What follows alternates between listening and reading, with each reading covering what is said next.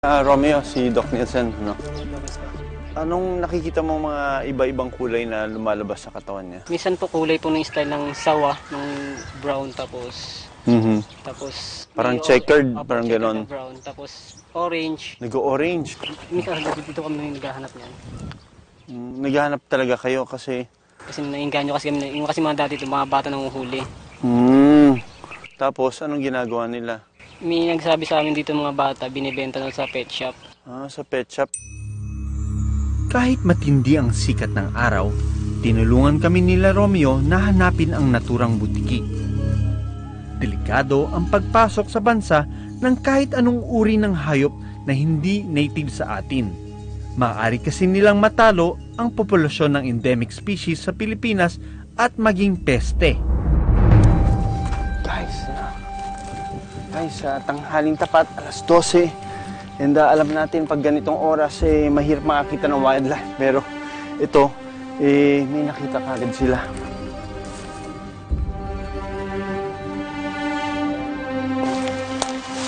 Okay, ito yung base, ano? Ito yung puno. Yung puno na malaki po, tapos yung isa, yung maliit po, ayun, habang nito. Nung una, nung dinidescribe sa akin ni Romeo yung lizard, hindi ko makita-kita. Pero nung nakita ko na yung right direction, nakita ko ano, na parang nakaumang para tumalon na itong lizard na ito. Maya-maya pa, Oo, ang taba nito. Meron pa isa doon, oh. Look at this, oh, ma-orange-orange ang kulay ng ulo niya. And I think this is a female. These types of lizards, they really enjoy the heat. Kaya nga, they're thriving well dito sa Pilipinas dahil yung temperatura dito ay maganda, no? native ang mga oriental garden lizard sa Myanmar, India, Pakistan, Afghanistan at Iran. At palaisipan din para sa mga eksperto kung paano sila nakapasok sa bansa. Ito mukhang lalaki ito, mas malaki. Di mo yung difference ng lalaki sa babae, ano? Mas prominent yung kanilang julap. Ito. Madali ba silang huliin o medyo mahirap? Mahirap din, ha?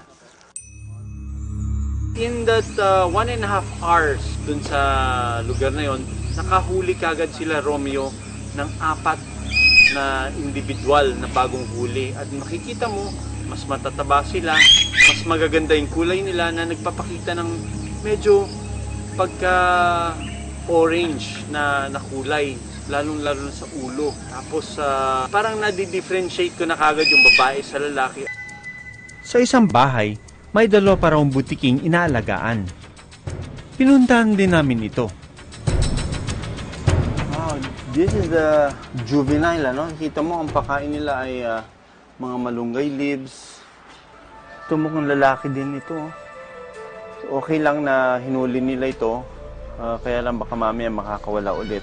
So they're willing to surrender these lizards, and kami naman dadali namin sa DNR itong mga lizards na ito.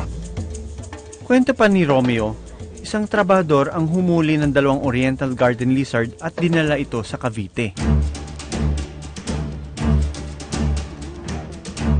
Dahil pwedeng sa ibang lugar naman ito magparami, dumiretso kami sa Cavite.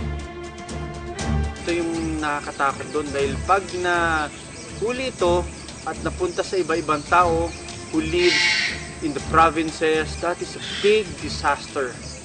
That is what we don't want to happen again. Tao po!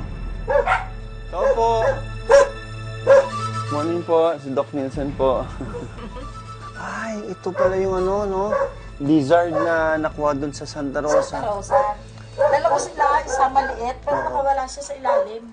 Dito po nakawala? Nakaw. Kaya po kami napunta dito kasi napag-alaman namin itong klaseng lizard na ito ay hindi dito sa Pilipinas na nakikita. So maaring nakawala ito sa isang nag-aalaga at ngayon nanganib na dumami sila.